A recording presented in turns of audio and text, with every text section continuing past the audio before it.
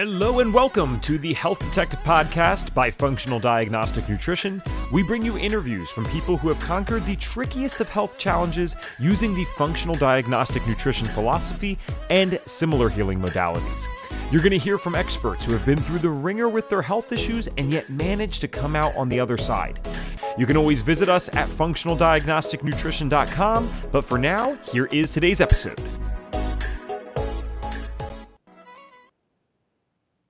All right, hello, my friends, and welcome back to another episode of the Health Detective Podcast by Functional Diagnostic Nutrition.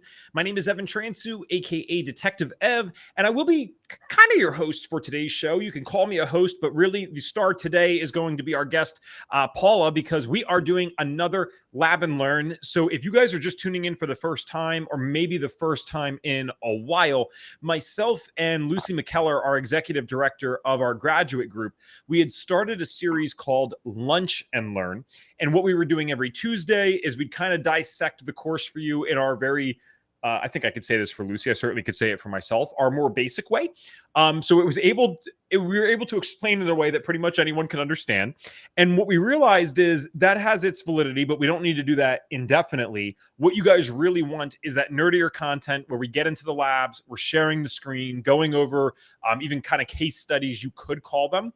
So we started this right before the holiday season. Obviously, the holiday season was crazy. And then on Tuesday and Wednesday of Christmas week and New Year's week, we had Christmas Eve and New Year's Eve respectively. So that kind of messed things up. Good news is this: once February rolls around, we do now have, instead of bi-weekly Lab and Learns, there are going to be weekly Lab and Learns. They are always going to be on Tuesdays. So make sure, please, that you are subscribed here so that you can hear from our clinical advisors. Reed Davis, the founder of FDN, will be doing some of these. Dr. Aaron Gonshore, he is the owner of Fluids IQ. So many of our foundational labs actually are done by his lab, and it's one of those that comes from his lab that we'll be analyzing today. So check those out. Make sure you are subscribed, please, if you like that kind of content. Again, we'll be doing that every single Tuesday. In addition, as you are listening to our guest today, I really want you to think about the content that she shares and how smart this woman is and how much she knows about this stuff, because she's humble, so she's not going to say that, but I will set the stage because it's evident when you listen to her. You guys have loved some of the Lab and Learns that she's done before, or just even lab analyses that we've had on this podcast with her before we did Lab and Learns. So when you're thinking about that, decide, hey, would I like to learn more from her? Because you have two options for that, actually. One of them is going to be in the video below here. So we have a stress and hormones workshop coming up next week. It is actually a real workshop. So these are things that we prepare for. Like, there's entire slide decks done and made. We have multiple team members involved. So there is a cost to it. It's normally $11. If you are a listener of the podcast, as you clearly are, if you're here today, you can use the code SH25, and that will make the ticket free. If you're an FDN trainee or graduate, we always say this, you're more than welcome to come, but this is stuff that you'll get access to anyway afterwards, and we don't gatekeep information from you. Paula's not teaching something to the public that we don't teach in the course. So you were already have learned this stuff most likely if you're a trainee or grad, but you're more than welcome to show up and hang out with us. So that's fdntraining.com/SH25, and then use the code SH25 at checkout to get a free coupon. Or get a coupon to make it free. How about that? All right. So Paula, hello, welcome. Thank you for being here once again. I will read your bio really quick for those who might not have had the privilege of getting to meet you yet, and then we will get this going here. So Paula Reed is the founder of Paula Reed Wellness, where the primary focus is optimizing hormones, restoring gut health, and if I don't click out of my tab here, I can find out more about you, and improving detoxification pathways. Paula has helped several hundred primarily women, between her private practice and an integrative medical practice where she was the wellness provider for over 5 years. She is a certified FDN practitioner and is board certified in functional wellness, holistic health, and functional health coaching. In addition to her private practice, Paula serves as a clinical advisor for FDN, and as of now, actually, this bio gets updated because you are also one of the creators of our advanced courses. So I've already shamelessly plugged a few things. You want to shamelessly plug that as well, please? Sure. There is a new FDN advanced course called Navigating Hormone Therapy for Women, an Informed Approach for FDNPs. You don't have to be an FDN to take that course, but you might be a little lost, honestly, if you aren't an FDN taking that course. Awesome. I will get you guys a link to that while we get started here on the Lab and Learn. Again, thank you for being with us. So I will get your share screen in here, Paula.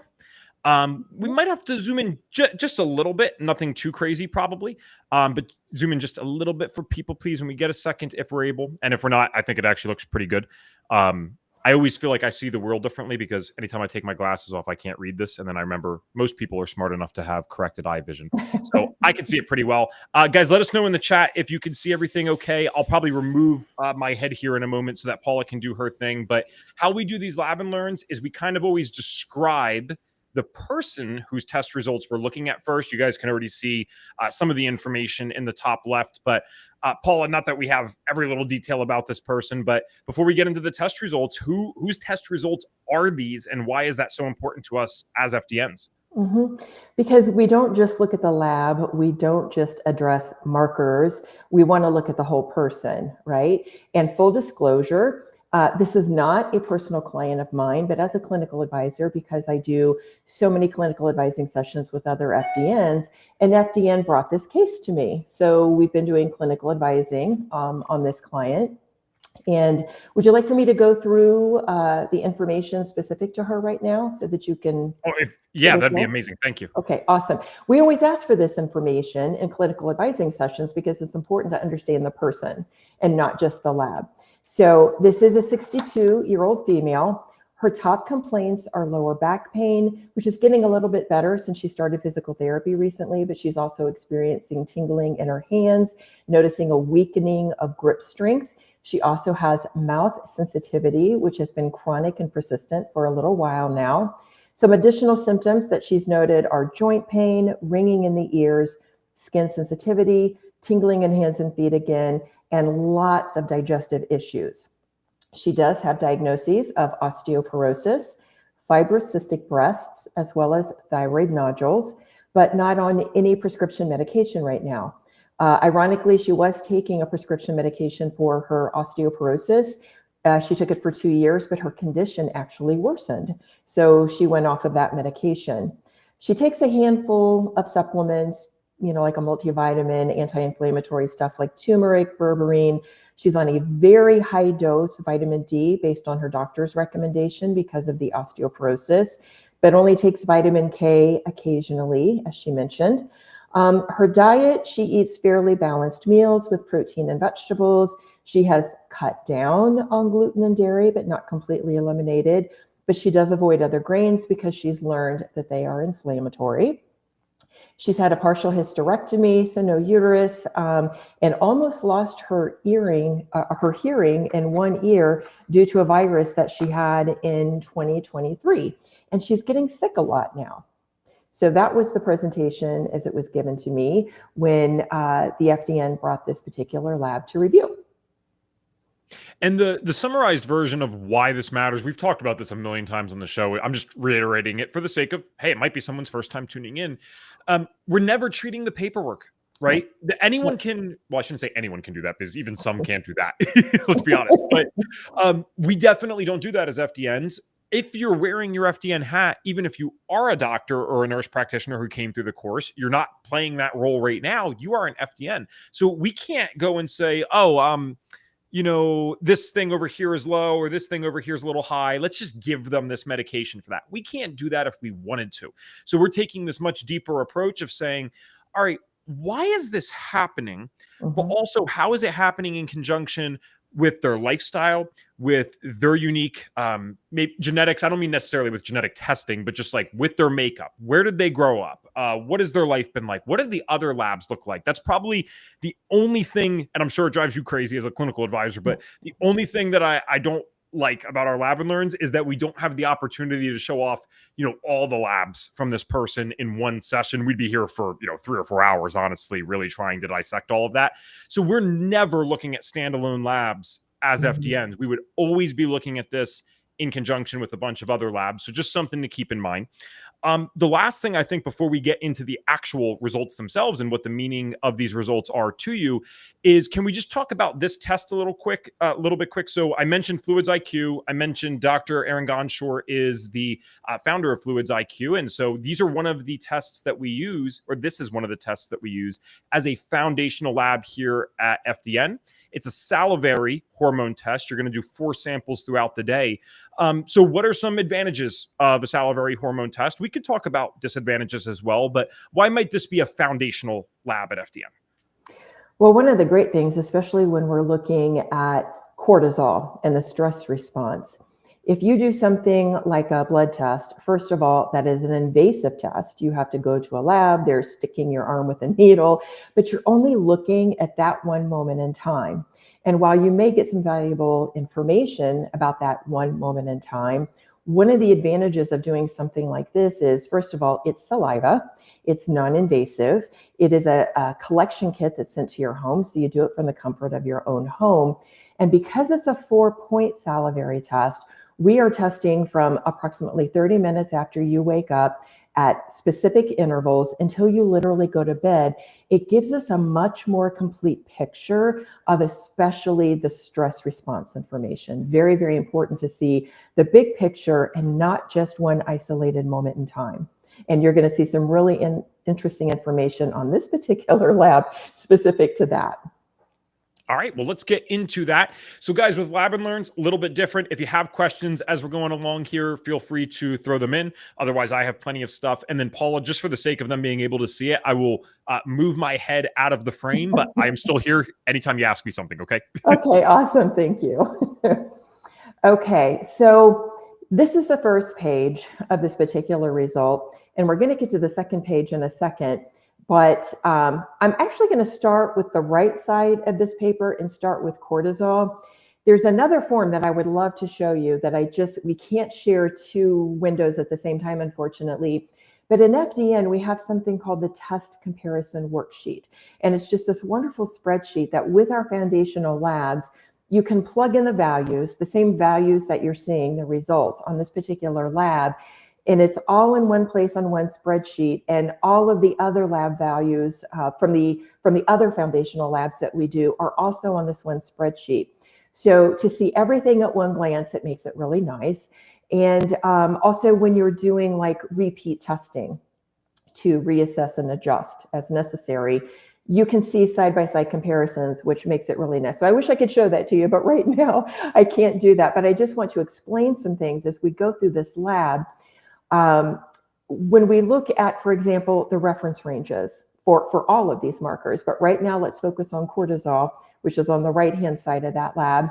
The lab range is good, and when we look at what is normal, we have to realize that what is normal is not necessarily optimal.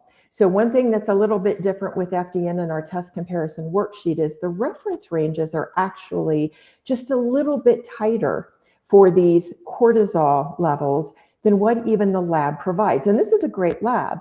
It's just every lab has their own reference ranges based on all the population of people that they've tested.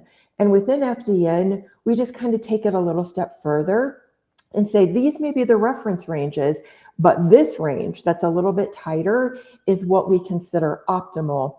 And just kind of glancing at the lab and glancing at the test comparison worksheet, there's only one marker in cortisol that by FDN standards is a little out of range when this lab doesn't consider it. So again, if we're looking at the cortisol markers, we have the morning, which is approximately 30 minutes after waking up, noon, afternoon, and night. And the afternoon is actually like 3 to 5 p.m. It's that kind of time frame. And then night means right before you go to bed. And if you look at the reference ranges, I won't bore you with all the details on what the test comparison worksheet says as far as what is optimal versus theirs, other than I will say the nighttime range at 0.2.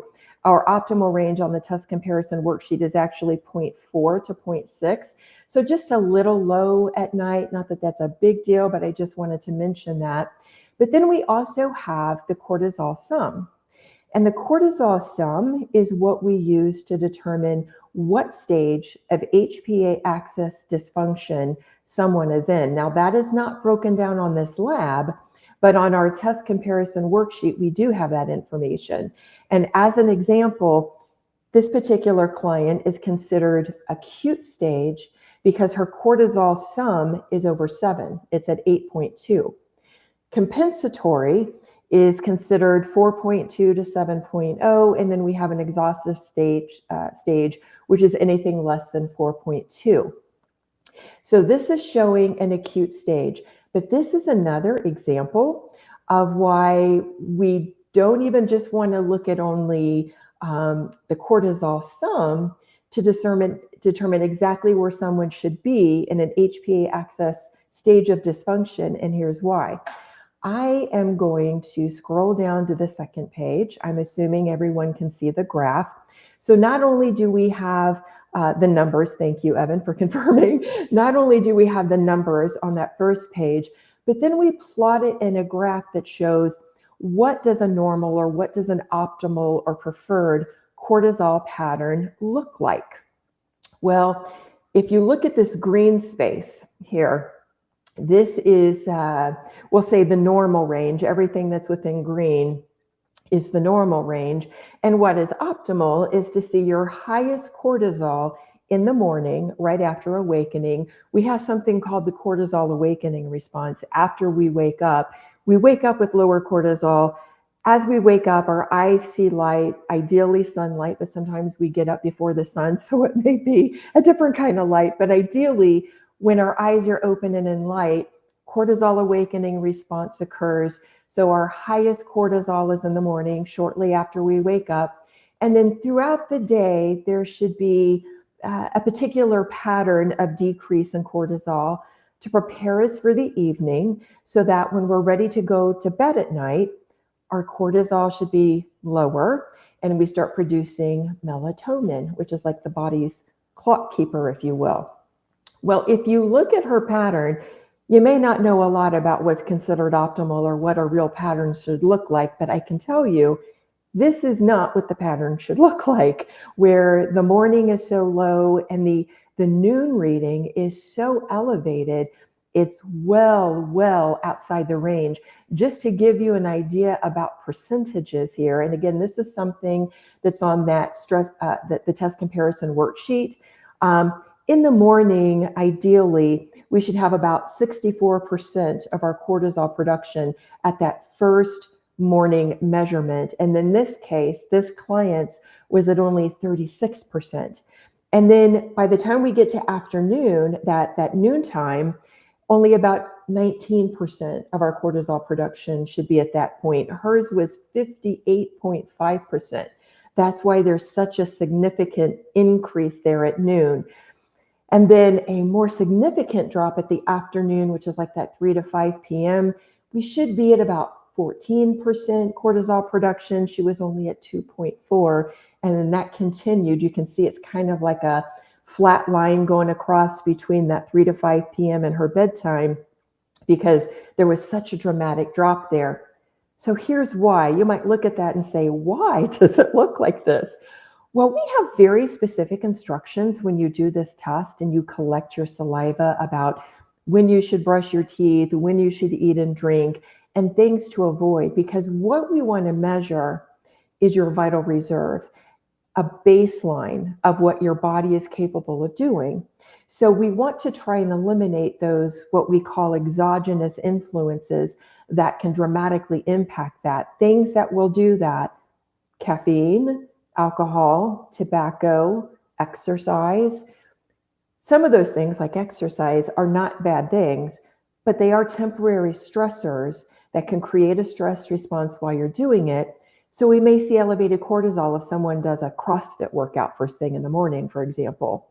In this particular case, this client was a little stubborn, and she drinks a lot of coffee in the morning because that's what makes her feel better. And even though she was given instructions to not drink coffee in the morning, she said, I'm not going to stop drinking coffee in the morning. I just won't drink as much in the morning as what I normally do to get going throughout the day. So she had 2 cups of coffee on an empty stomach. Now, I am not going to knock coffee in general. I love coffee, but when you have coffee on an empty stomach, you will typically have an even more dramatic stress response because caffeine is a stimulant. So it produces the stress response where adrenaline gets going, cortisol will rise, plus she didn't eat because she doesn't like to eat breakfast in the morning. So she had 2 cups of coffee on an empty stomach, and this created a very dramatic stress response. Now, while I would have preferred to see a client follow the instructions so we could see baseline, in this particular case, it may work to her advantage because seeing this should let her see what caffeine on an empty stomach is doing to her stress response. So this also puts her in this acute phase based on just the cortisol sum. But if we look at the rest of the points on this graph, her morning sample is within range, but trending lower. We have the very dramatic noon response because of the caffeine. But then look what happens in the afternoon and at night. Afternoon is actually right below the normal range, and nighttime is just at the bottom. So if we look at all of the other cortisol points, she's either more compensatory or exhaustive. So we have kind of a mixed picture here. We can't just use the cortisol sum as, oh, she's acute, she's in fight or flight, she's in this alarming stage. She is at noon because of this stress response from the caffeine. But the rest of the day, from waking and then in that, later afternoon and into evening, she's actually either going to be compensatory or exhaustive. So in a case like this, we aren't going to look at it as, oh, her overall cortisol is too high. We want to consider strategies to reduce cortisol. We actually want to just try and provide better balance with the cortisol she does have, reduce that stress response by saying, please either eliminate caffeine right now while we work on the rest of the things, or if you're going to consume any caffeine in the morning, keep it to 1 cup and please have food with it. When you have food with your cup of coffee or your green tea or any tea with caffeine in it in the morning, the food in your stomach slows down the absorption of the caffeine and you won't have as dramatic a response. Now, we don't know how much that may change because we don't have a true baseline on her, but just based on her symptoms, based on her presentation, her stage of life, the rest of the information from other labs, she is likely more compensatory or possibly trending towards exhaustive at this point.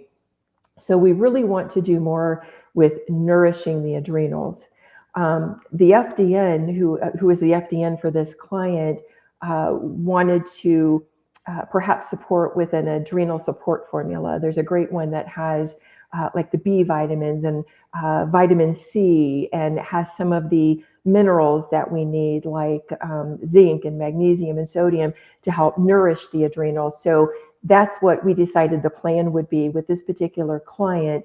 Even though that cortisol sum is saying acute, when we look at the cortisol pattern, we can see that we have a little bit of a false impression there with acute based on that dramatic stress response. So she decided to recommend a product, and I agreed with it, something that was very comprehensive just to nourish her adrenals and try and provide better support with the overall HPA axis. And now I'll come back to this first page. And after we look at all of the cortisol information, we also measure something called DHEAS. This is the sulfated form of DHEA. And while cortisol is a hormone that is released by the adrenals, DHEA is another hormone primarily released by the adrenals. And we call this a counter-regulatory hormone to cortisol, meaning cortisol is an important hormone. We need it. We need it for life, but it can be catabolic. So when you have those acute stressors, or you have just a chronic stress in your life, if your overall cortisol levels are typically always trending high, that is catabolic, that breaks down the body. And then this starts creating inflammation and other issues. And then there's this whole cascade of issues of how it affects other body systems. So DHEA being produced in the adrenals is kind of like the, the security guard of cortisol. As our body produces more cortisol, we also want to produce more DHEA because it is anabolic, it is building. It helps with blood sugar regulation. It helps provide energy even. So when we look at this from this standpoint, she is within a lab range for DHEAS. But again, when we look at what we consider FDN optimal range, the lab range is pretty broad, right? It's 0.2 to 3.6 is considered a normal range for DHEA. Our optimal range for female, it does differ just a little bit between females and males. For females, optimal would be 1.7 to 3.6, and she's only at 0.6. So we would consider this an imbalance. This is low. We would like to see the DHEA and the cortisol more balanced. And it just so happens that this adrenal support formula that the FDN wanted to recommend, that I agreed with, also has just a little bit of DHEA in it, as well as a little bit of pregnenolone. So pregnenolone is like this master hormone that gets created after cholesterol and is the precursor to a lot of these other hormones. So by supplementing with a little bit of DHEA, we're going to provide a little bit more balance there with this level of cortisol that she currently has. Plus, with the pregnenolone, we're just going to support hormone production overall. So on that right side, then again of the lab, we're looking at the cortisol, we look at the DHEAS, and then we do look at the cortisol to DHEAS ratio to try and determine just how imbalanced this actually is. To give you an example, I know on the lab it says 14 to 1. The lab just kind of rounds up a little bit. If we look at the actual number, it's 13.7, just so you know. That's what our test comparison worksheet shows. But a 14 to 1 ratio is way more cortisol to DHEA than what we want to see. So just wanted to mention that. Evan, real quick questions before I move on to the sex hormones. Do you have any comments or any questions about the cortisol or DHEA or the ratio? There we go. I don't have any in particular, and I don't know, chat, guys, they do this every Lap and Learn where people watch and then they'll get like scared to ask questions because I think they get intimidated by what we're talking about. And then all of a sudden they'll flood through if one person asks one. So if you guys have any, please feel free. There's no stupid questions here. This is someone that I go to if I need help with stuff. So just throwing that out there. One thing, I'm almost going back. It's to the second page here. It's really just something I wanted to comment on just to show something simple, but also something, in my opinion, that's kind of significant in terms of why our testing matters. And I love how objective you are about, hey, urine testing you didn't mention this today, but urine testing for hormones is good. Blood testing for hormones can be good. Salivary hormone testing can be great as well, especially because it allows us to get these multiple samples in one day. So for example here, I know that is trending low, but let's be dead honest. For Western medicine, a lot of the times, if you're in that reference range, it doesn't really matter if you're trending high or low, but let's give them the benefit of the doubt and say that, yes, it's trending low here. I can't tell you guys though, how many times with a client, or I'm the perfect example of this myself, the first sample looked great. Like on something like this, it would have been a 7. So if you only ran that, you would say this person's cortisol is in a perfect spot. But then you look at the rest of the day, and that's when the truth gets unveiled, and you realize, oh, wait. So when I first ran this, it wasn't Fluids IQ, of course. It was the BioHealth 101, but same concept for those that don't know that test. When I first did this, it literally was that. So on this test, it basically would have been the equivalent of a 7 or an 8. That's where my cortisol was in the morning. And then by noon, afternoon, and night, all of them were below the reference range. But if someone had only looked at that in the morning for me, they would have said, sorry, kid, you're good to go. You're fine. The reality was, not only was I not in the acute or compensatory, I was in the exhaustive phase of HPA axis dysfunction when you looked at the total sum and the other signs and symptoms. So I know I'm going back there a little bit, but that was something that I thought of when you brought this up, is just testing for more things can give you real insight and make you realize, what one practitioner would have called, hey, you're fine and good to go, another one could realize, hey, this person's body is not only under stress, it's been stressed for years. So that's all I really wanted to bring up. Yeah, no, perfect. And I 100% agree. If you had only looked at one point, you could have had a very inaccurate picture. Looking at the morning, you might have said perfect. Looking at only one of those other two markers, you might have said completely exhausted. But then we have this other picture, this other piece of the puzzle looking at that noon. So that is why 4-point is so beneficial. So beneficial.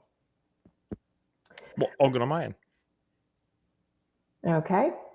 So I'll go ahead and move on then to the sex hormones. Now, just as a reminder, again, this is a 62-year-old female, and she is postmenopausal, and she is interested in bioidentical hormone therapy. But when we look at the ranges, you can see that it is broken down very well. Are we talking about someone who's still in the premenopausal or perimenopausal stage, where it's a female still having cycles, even if they're not regular, but are they still at the age where they're still having cycles? Or are we talking about a postmenopausal female who is done cycling? When we look at the range for postmenopausal, this is assuming that you're postmenopausal and not on any form of hormone therapy. It will be different, and I'm only mentioning this because I do get this question a lot, especially from other FDNs when we're reviewing labs like this. Well, if I have a postmenopausal female on hormone therapy, is this still where she's supposed to be? And the answer would be no.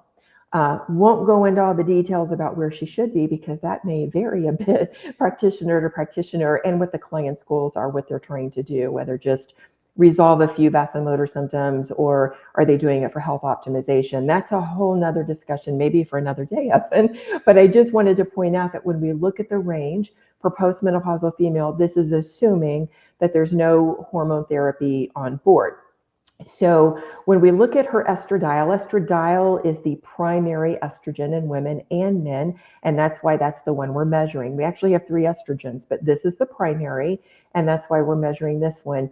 And as you can see with her level at 2.9, she's in with the expected range of postmenopause without any hormone therapy.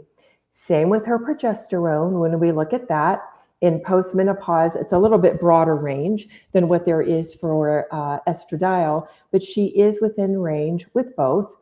The progesterone to estradiol ratio, the numbers that are shown here are assuming, I should say the ratios, assuming you're still cycling. So that 100 to 300 to 1, meaning progesterone should be that much stronger than estrogen. If estrogen is within this particular range, there's a lot of caveats there, okay? But again, we have our test comparison worksheet that helps break it down a little bit better. And honestly, her ratio in postmenopause with both of her sex hormones, estradiol and progesterone, are within the ratio that we would expect it to be. So that's good. You know, she has the hormones because she's postmenopausal, but she's in the expected range for her age and stage of life without hormone therapy. And based on this, I did advise the FDN that she would likely be a good candidate for bioidentical hormone replacement therapy if she wanted to do that. And we talked about different options for, telehealth providers or how to find a local provider, all of that. Now, the estradiol and progesterone for a female and that progesterone to estradiol ratio are the most important ratios, but we don't want to ignore testosterone either, obviously. And her testosterone is within a range for her age. By FDN standards, we consider it a little suboptimal. Let me look at the exact number for testosterone. For our optimal range for testosterone for postmenopausal female, we say approximately 31 to 56. She's at, actually, she is within range. No, I'm looking at the wrong one. Yeah, no, she is within range. Sorry. Sorry. At 42.3, she's well within range. So she's technically within range, for those sex hormones for postmenopause. But for women, I typically advise addressing the estradiol and progesterone. If you're going to do hormone therapy, get those balanced before moving on to testosterone, and then you can add testosterone if you need it or if you want it. Moving on, then we also measure melatonin with this particular lab. Now, this is a little unique with this particular lab. We're measuring it at noon, like not at night, not at first thing in the morning, but at noon. So you may see that the reference range is 0 to 5. Now, you can't go any lower than 0. So we're not really looking for low values with this lab. We're looking for imbalances if there are really high values with the melatonin. For those of you that may not be aware, melatonin and cortisol oppose one another. So when cortisol is high, melatonin will be low, and vice versa. This is why throughout the day, we measure that cortisol pattern. We want to see the 4-point. We want to see what it looks like throughout the day. Because ideally, we want to see cortisol lower at night, and that is actually when melatonin goes up to help regulate sleep. But measuring it at noon may give us some other clues about things like if someone is supplementing, for example, and they're taking way too high of a dose, we may see this actually elevated over 5. And that might just be a clue that they need to dial down the dose a bit that they're taking at night to help them sleep. Not that there's anything wrong with taking melatonin at night to help with sleep, but sometimes less is more. So if we see it elevated, that could be a clue for that. But also when it's elevated, it can point to some other potential issues going on in the body. So things like seasonal affective disorder, depression, anxiety. Sometimes we'll see elevated melatonin in people at the noon hour who have particular mental health diagnoses like depression or bipolar disorder, things like that. In some instances, it can even be a clue if we need to do further investigation about things that may be promoting neuroinflammation. So that's why we measure melatonin and why we look at it at that time. Going back to, I'll just come back to the second page for a second just to illustrate. In this particular case, like her nighttime cortisol was pretty low within the normal range. But if you see someone with really elevated cortisol at night, for example, we can naturally assume that melatonin is going to be low at that nighttime reading because cortisol is high. And again, they oppose one another. They're not both going to be high at the same time. So that can give us clues about things like, gut dysfunction. Sometimes when people have really elevated cortisol at night, it's because of like parasite activity and things like that. But just wanted to mention that. That's another one of the markers that we have here and the range that we use and why we look at that. And then the final marker is secretory IgA, which we also call SIG-A. So SIG-A is our master immune antibody. And we have a couple different ways of measuring this. We measure it with our foundational labs like this in saliva, because about 25% of our SIG-A production occurs in the upper respiratory tract in that mucosal area. And then about 75% in the GI tract, in the gut. So when we do one of our other foundational labs, stool testing via GI map, we also measure fecal SIG-A to look at that, the immune system in the gut and the things that are taxing it there. But when we measure it in saliva, upper respiratory tract, it also gives us a bit of a clue of the overall immune capability in the body, because this kind of comes first. So when we look at where her SIG-A is, it's actually in the low range. Mid-range is what we consider optimal. You don't want your immune system to be too weak. This obviously makes you susceptible to catching every little thing that you're exposed to and getting sick often. And you might remember at the beginning when we went through her case notes, she complained about getting sick a lot. So this absolutely correlates with this low SIG-A. Now, if we had someone who is high or very high, this can indicate an overactivation of the immune system. Now, sometimes we may see that if someone is actively sick when we do the test. Like that's another piece of advice that we give in guidance in the directions, like don't test when you're actively ill, when you know you have anything going on like an upper respiratory virus or something like that, because your immune system will respond to times like that, and it will be overstimulated to help your body fight this current infection you have. But in some people who have chronic illnesses or like autoimmune disease, we may see an overactivation of the immune system that doesn't quiet down until we address it with all of our diet and lifestyle strategies, right? So that's why we measure that in the saliva and on this panel, and it's a foundational area of investigation. And again, hers is in the low range, which correlates with her symptoms of how she's getting sick all the time. So in discussions with her, with the FDN who is working with this client, in addition to the adrenal support, we did talk about some general immune support. There's a wonderful formula that has some medicinal mushrooms in it, beta glucans, things that support the immune system. I don't like to use the term boost the immune system. A lot of people say that you can't really boost immunity to be perfect if you're in a depleted state, but by the proper diet, lifestyle, rest, getting sufficient sleep, and some strategic supplementation, we may be able to support the immune system so that it can function better while we address all of the other imbalances in this lab, as well as our other foundational labs. So we're going to support the adrenals, we're going to support the immune system. And we decided with her history of thyroid nodules and with her fibrocystic breasts and the fact that she's interested in hormone therapy to do a sulforaphane product support. Sulforaphane is the extract of cruciferous vegetables and helps persuade healthy estrogen metabolism. And when someone has like fibrocystic breasts or they're getting ready to do hormone therapy, we want to ensure that estrogens especially are metabolizing in the healthiest way. So we decided to add that in as part of her plan as well. So what other questions or what other discussion might you like to have, Evan? Thank you. Well, I guess these people don't want to learn about hormones. They just want to watch it the whole time. I honestly, no, because you do such a good job and you're so thorough with this that it's like, I'd rather hear from them. I mean, if they want just the lab and learn today and that's fine with them, that's all right. Can we at least, if you guys don't mind, if you'd be so kind, can we get a thank you for Paula in the chat below so that she knows that when we bring her on this, people are actually watching? That would be awesome. Just give us some proof in the chat with some thank yous. That'd be great.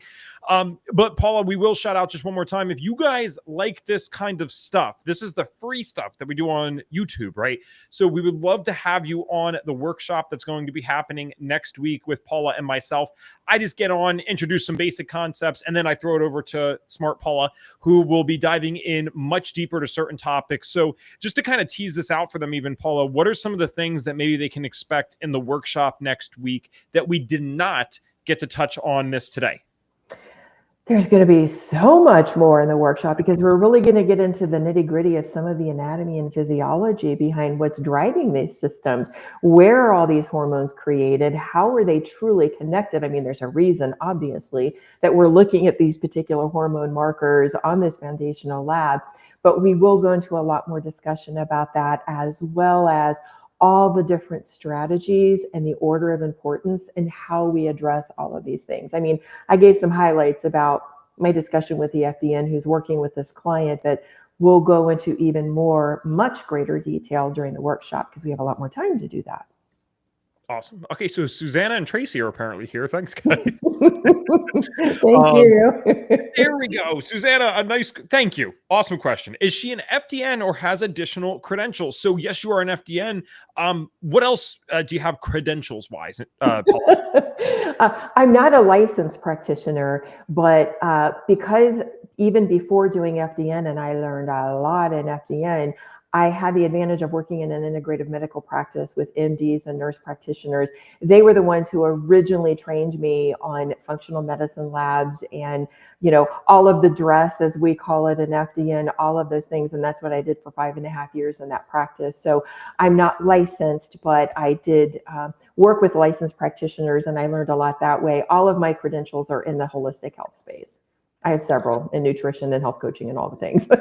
Not to mention, you've worked so closely with Whitney Morgan, who is not only a clinical advisor, but also a licensed acupuncturist as well, right? Yes, we're actually business partners as well. So Perfect. yes. I kind of figured you guys still were. I didn't know why you wouldn't be, but you didn't say that directly. So it was like just easing into Yes, it. we are.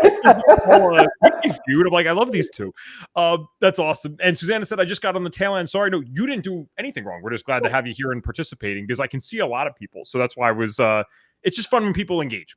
And then also remember, guys, when someone becomes a clinical advisor at FDN, they have to go through additional specialized training. And to even get to the point where you're allowed to go through that training and you got hired, you do need to prove proficiency in multiple different labs, correct?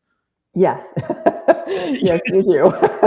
Yes, you have to have the proficiency coming in, and then you continue your education, just like I advise all practitioners to do. You never stop learning. Yep. You just never stop learning. Awesome. All right, we got some more questions here. Travis, thank you, sir. Because he also said, thank you, Paul. This has been incredibly helpful.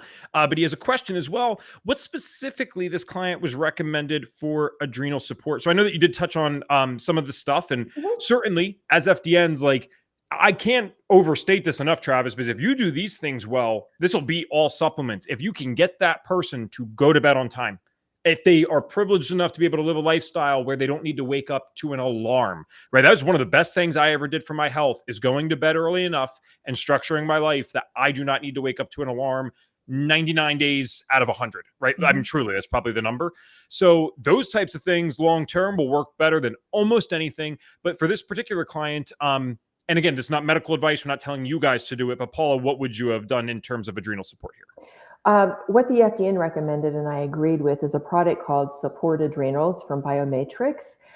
It's actually one of the supplements that we even talk about in the FDN certification course, and it's certainly not the only supplement that we have access to. But this particular one was really nice because it included a lot of the vitamins and minerals that are needed to simply nourish the adrenals and allow them to function as appropriately as they should, along with a little bit of DHEA and pregnenolone. I don't always recommend such comprehensive products in one, but in this particular case, it made a lot of sense because she needed DHEA. We needed to support the adrenals based on those other cortisol, the rest of the cortisol pattern we looked at. It was something that took the place of maybe trying to do 2 or 3 different things, if that makes sense. But it's called Support Adrenals from Biomatrix. Thank you, Travis. Oh, look at these people all tuning in. Did I call this? I literally called it. Jolene, thank you. Can someone repeat the name of the hormone panel and adrenal health test discussed today? So this is the SHP, the stress and hormones profile by Fluids IQ. And what's really cool, this is probably one of the best parts about being an FDN, is when you have thousands of graduates and probably 700, 800 active trainees right now, you get a lot of pull with the lab companies. So the SHP is actually something that was largely introduced to Fluids IQ by FDN. And then we're able to have Reed Davis's mind and Elizabeth Gaines and Brandy Busco, our COO, collaborate with Dr. Aaron Gonshore and his team to create kind of the best tests for our foundational labs. So I don't want to misspeak here, but from my understanding, I don't think they had the exact stress and hormones profile prior to us teaming up with them. It's more that we get to come in and say, hey, we can bring you all these grads and trainees, but we would like this, please. And Dr. Aaron Gonshore is a nice guy regardless, but even if he wasn't, they're usually pretty receptive to that. So this is a customized test for us more or less, which is awesome. But I do believe the public has this available to them if they can get accounts there. Okay. Mary, nope. Thank you for asking a question. No problem with asking this. So again, not medical advice here. Just let's get an opinion if we can, Paula. She said, can one take HRT if they had fibroids? And I would think that there's a lot of nuance here because we'd want to know way more about the person. So I never want anyone to feel, by the way, if you are asking a question, I'm not dismissing it. It's just, Mary, so you understand from an FDM perspective, we would want to know 1,000 more things about the person before we find out if HRT is right for them. Just with the very limited stuff we have here regarding fibroids, Paula, what would you say to something like that? If you can say. Yeah, a risk-benefit analysis. When any woman has any medical issue, there's no such thing as it's a definite yes or a definite no. So a qualified licensed hormone specialist would do a risk-benefit analysis to determine. I will say, because of my years of experience working in this particular area, if a woman has fibroids, there is an issue with estrogen metabolism, and that's something I would strongly recommend addressing before starting BHRT. It wouldn't be an FDN's place to tell someone they should or shouldn't do hormones in this situation. But in this situation, I just know it has to do with estrogen metabolism. So that's something that would need to be worked on. Awesome. Thank you, Mary. All right. So, guys, again, if you would like to join us for the workshop next week, we would love to have you there. The tickets are free. So just make sure you read this correctly, because if you go to the URL, fdntraining.com/SH, like stress and hormones, SH25, it'll say it's $11. But if you use the code all caps SH25, you're actually able to get it for free. So we would love to have you guys there. That's a workshop we've been doing with different clinical advisors, different mentors and presenters for a couple of, sounds good, for a couple of years now. And it's literally one of the favorite ones that people pop onto. I don't want to set ourselves up here for anyone getting ticked off, but we almost have to kick off people at the end because they keep asking questions. And we're like, this has been 3 hours. So we would like to go to our families if that's okay. So you guys can find that there. And then Paula, again, shameless plug here. I have a QR code up there. We can actually see when people scan it. So I see that one of you has already scanned it, which is awesome. Your course, from what you've told me, is generally considered a course for people who might be a little bit more proficient in this stuff.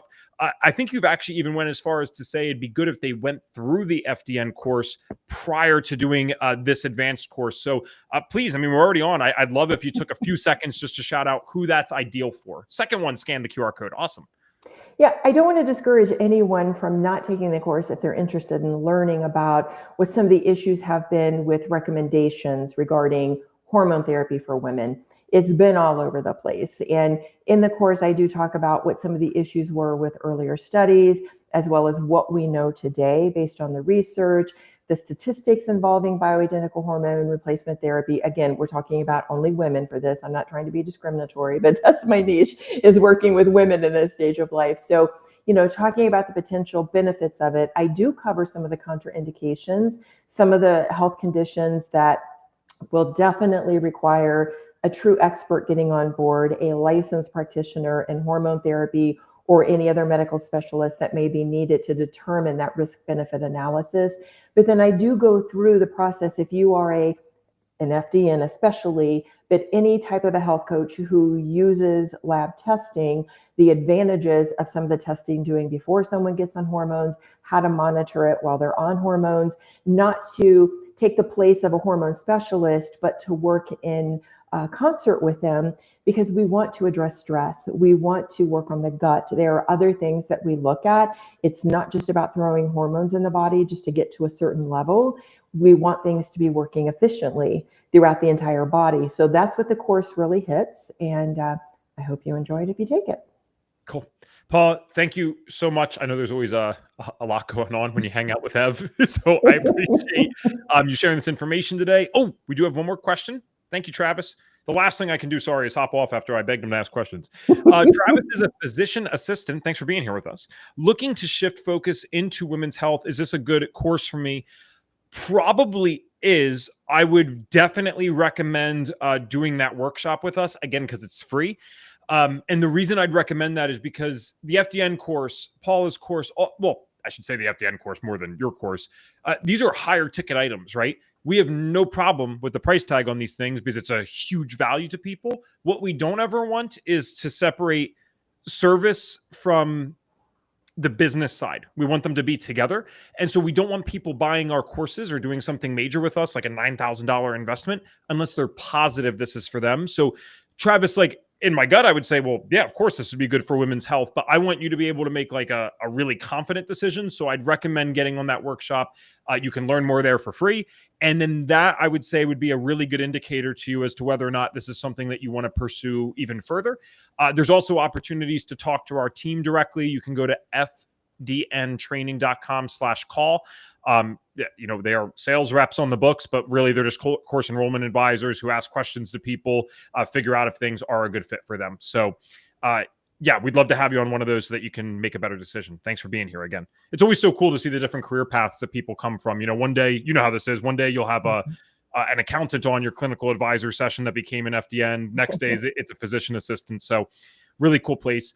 All right. I am going to cut the questions there. Thank you, Paula, for doing this with us. And thank you guys for those who participated. Remember, our Lab and Learns will be back consistently soon, and it will be better than ever before, because instead of every other week, it will be every single Tuesday from now on. You can expect a Lab and Learn once a month guaranteed with Reed, once a month guaranteed with Dr. Gonshore, once a month probably guaranteed. I'm still trying to lock her down with Elizabeth Gaines, our education director. And then we will have different clinical advisors like Paula cycling in throughout the Tuesdays of each month. So a real final goodbye. I think I've said it